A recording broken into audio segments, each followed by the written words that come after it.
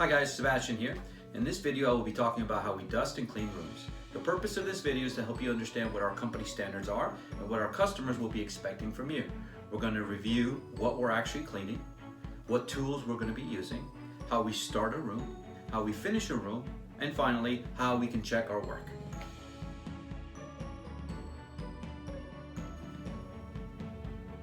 Before we get started, it's important to understand what the goals are when dusting and cleaning a room. There are four major tasks that we're attempting to complete. First is remove the dust from the surfaces. Second would be disinfect those surfaces. Third, remove any trash in the room. And the last one would be vacuuming and cleaning floors. Now that we know what we're trying to accomplish by cleaning the room, let's talk about the tools that we're going to be using. So there are five primary tools that you're going to be using for the cleaning. Now we do have a lot of other tools that we use in our little bag, but we're going to put that aside for now and just focus on these main five. Now these five are going to be a duster with an extender. We use these for high reaching areas, a ceiling fan, a corner, a cobweb, that sort of thing. You can take this apart and use it by hand as well. But for dusting by hand, we want to use either a feather duster or the microfiber cloth. Now what's the difference? It's more efficient to use the cloth, but unfortunately sometimes you might be dusting an area that is very condensed and you're not going to be able to get your hands in there, so the second best thing would be to use the feather duster. When we're dusting with the microfiber cloth, we're also using a viral disinfectant. Now this will kill germs and also will collect the dust for us. We spray this directly on the rag and then we apply on the surfaces. Now this is safe to use on all surfaces. And lastly, a step stool. Now we use this step stool for high reaching areas like I mentioned. Sometimes a ceiling fan is reachable within 2 steps and we can use the same cloth, same disinfectant, and wipe it by hand. Alright guys, now let's get started. The first place that I focus always on is on the highest point of the room. Now, this is going to be a ceiling fan or maybe a hanging light fixture. Now in this room it's going to be a ceiling fan. The things I'm going to use is, I'm going to use a step stool that's right below me here. Okay. I'm going to use the viral disinfectant to spray directly on the cloth. And then I'm going to start cleaning. Now, I start from the base, working from my top, working all the way down to the bottom. I take care of the blades as well, the interior parts here, the lights. Always be careful with the lights because they're going to be hot. You can turn off the light if you need to. Make sure they're screwed on tightly. Sometimes they might be loose, so be careful with that. Once you're done here, the cloth is either going to collect all the dust or the dust is going to fall to the ground. Once I've completed the centerpiece, the second thing I'm going to focus on would be the bedding. Now, in this room, the bedding is already made. If it wasn't, I would make the bed. I either call my partner to help me if it's a large bed, if it's a small child's bed. I normally would do that by myself. Once I've made the bed, then the next step is to start dusting. Now, dusting is always started at the doorway. Now, when we're focusing on the doorway, we always want to focus from top to bottom. Dusting is always top to bottom because the idea is that we're trying to get the dust down to the ground and not working opposite, focusing on the bottom and then working our way up.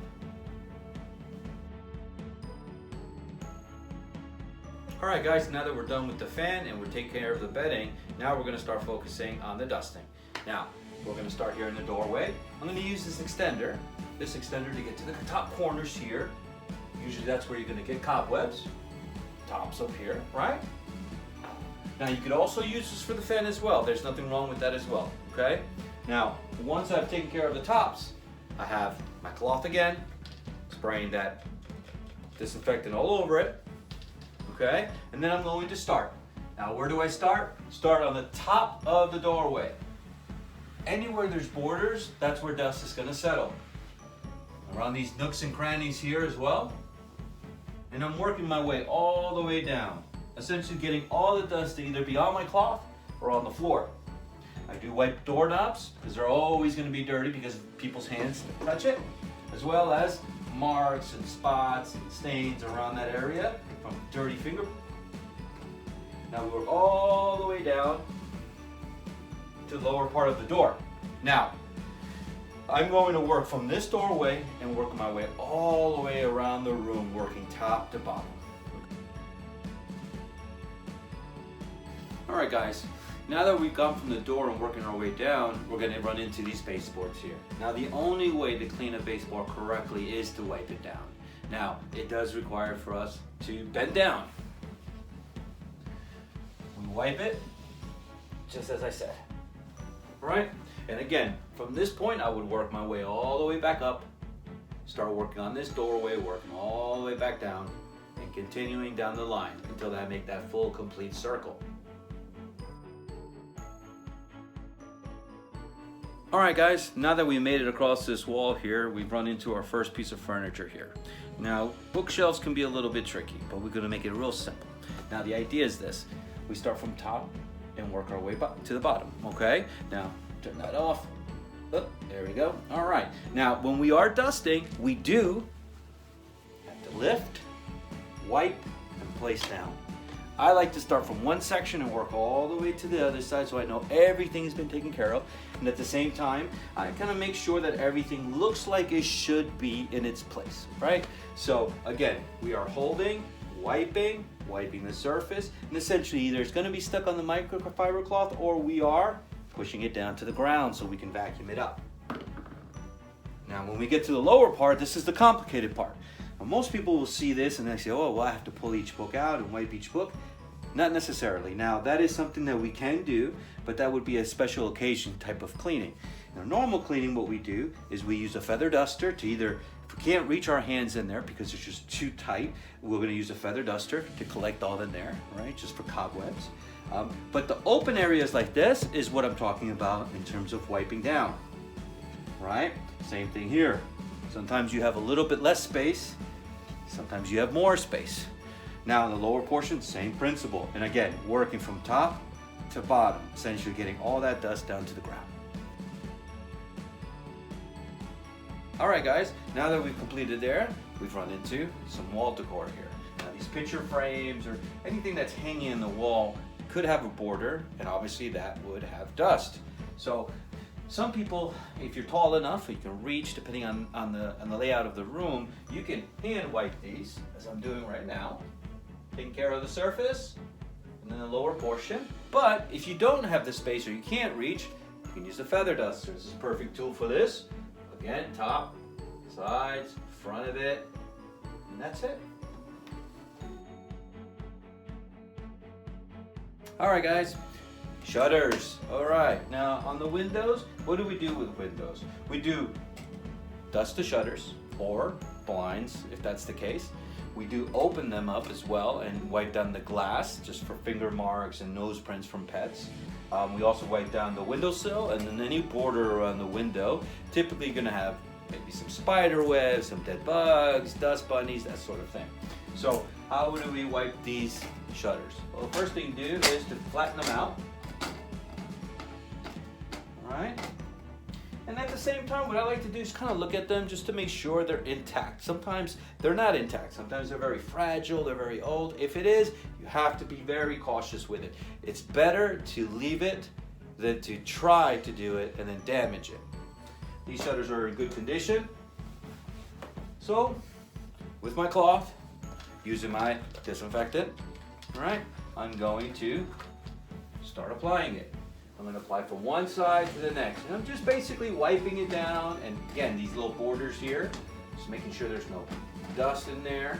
All right, and working my way all the way downward until I'm at the base. You can also use a feather duster, same principle, right? You can use that as well, shaking that off. All right, and then what do? Is we switch it to the other side, same thing. Cloth method.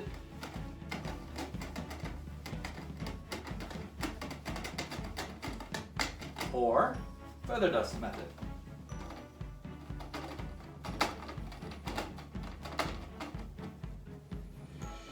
Okay, once that is complete, I will open these shutters up. Oh, see, in this case, the bed is blocking it, so I can't open it. So in that case, there's nothing we can do. We would close it, we would make a note about that, and make sure the client understands that the only reason why we can't clean this particular shutter is because this bed is in the way. Now, in a normal case, we would open it, we would be wiping down the windowsill, the wood border around it, maybe check for cobwebs in the top corners, and then get some glass cleaner, use a different cloth than the cloth that we've been using for dusting, clean one, and we'll start to take care of the spots all over, wiping those clean. And that's it. All right, now I've gone to this piece of furniture here. And now this furniture is larger than the other piece of furniture that we were cleaning. Still same principle on the tops. Again, the more space, use your cloth. We use the feather duster only for very tight areas that we can't reach. This would not be the case, so we will not use this right now. Again, more viral disinfectant. And now we're going to start applying it. Again, I like to start from one section and work my way to one other section here so that everything ends up in the same spot. And again, I'm lifting, wiping the material, lifting, placing back, same thing. It's important that we do fight the urge to relocate things. Now I know that there's some thumbtacks here and it seems like this might be out of place in what seems to be a kid's bedroom. So what I would do is I would not just place this somewhere else. It could be there for a reason. So I would just wipe the surface and leave it right the way it was. Working my way all the way to the other side. Now, when it comes to lower cabinets like these, we are not required to open these cabinets up.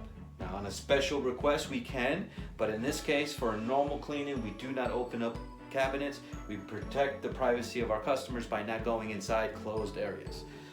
What we do though, however, is wipe the outside of it, the knobs, and again, with the same principle, from top to bottom.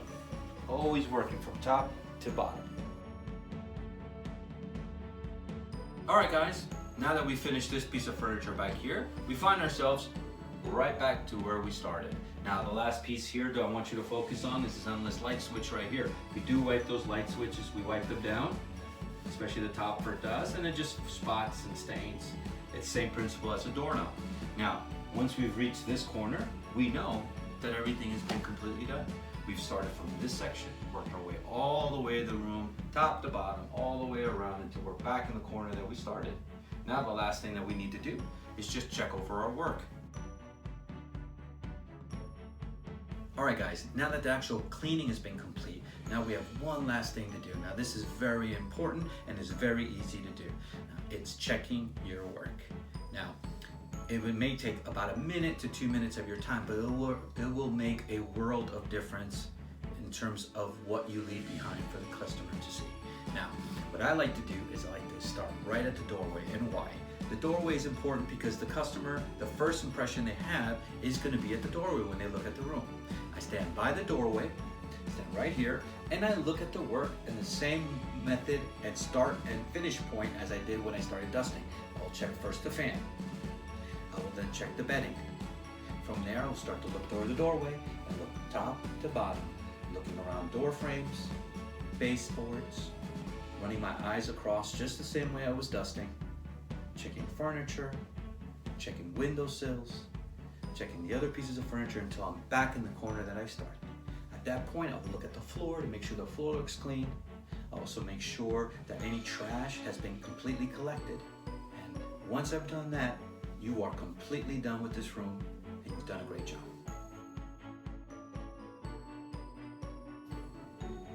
And that's it, guys. I really appreciate you guys taking the time to watch this video. Hopefully you find this to be helpful, and we'll see you out there.